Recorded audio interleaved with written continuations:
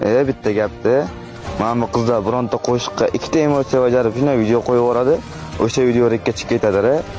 Yoki biron yaxshiroq chiqqan videosini shunday o'ziniki qilib qo'yib yuboradi, o'sha video ham rekka chiqib ketadi.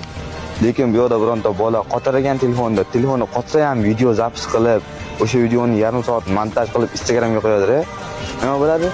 Kommentariyaga kirsang, botsan, o'yiningni qara, akkauntingni qara, telefoningni qotishini qara, so'kib tashlashgan. Undan nima ayb? Telefonni qotsa ham shu trener bo'lishni orzu qilib video zapis qilganimi yoki bloger bo'lishni orzu qilib o'sha videoni yarim soat montaj qilib Instagramga qo'yganimi? Eng yomon nima bilasizmi? Onadan so'kishadi-da. Onada nima ayb? Kim bola nima qiladi? Siras to'xtatadi. Harakat qilyapti, harakatini evaziga so'kish eshityapti. Nima kerak unga bu narsa?